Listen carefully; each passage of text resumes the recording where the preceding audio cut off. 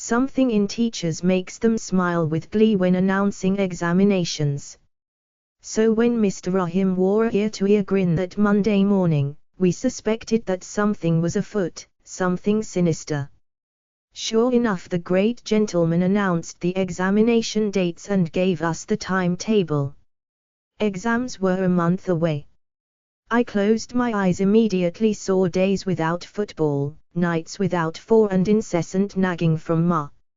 I felt my temperature rising too. I had got examination fever. At home I placed all my books on the desk, and ate lunch quietly. Ma asked if anything was wrong. I told her.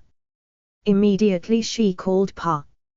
She always did that when there was a crisis, and if examinations was not a crisis, then what was? I went to my room to meditate. I lay in my bed and went to sleep promptly. I would wake up and plan how to solve the problem. That night Pa arrived home with several boxes of that famous chicken soup in a bottle. They had both seen the advertisement which recommends it for students studying for examinations. Of course they did not know that it tasted terrible. We had a council of war and Pa drew up a study plan.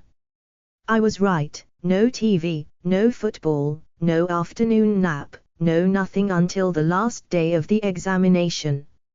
I dare not argue. From previous experience, I knew that I did not win arguments with my owners/parents. I went and arranged my books. My studying would begin the next day. The next day at school, old Mr. Rahim asked if we had commenced our studying. We nodded in unison and he gave a wry smile of satisfaction. From that day onwards life was one fierce competition. Everyone was down, or is it up, with examination fever. No one spoke of anything else except our studies. All questions began with "Have you studied?" Some of us helped each other by passing notes, and some of the students, of course, begged and collected notes from everyone, while contributing nothing themselves. Every school has its parasites.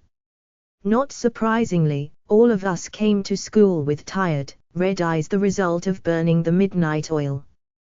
The day arrived and I felt panicky. On the morning of the exams, I tried to recall what I had learned and my mind was a complete blank.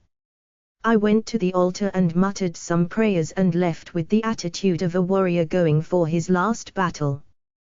The first paper arrived and I smiled as everything that I studied flooded into my mind.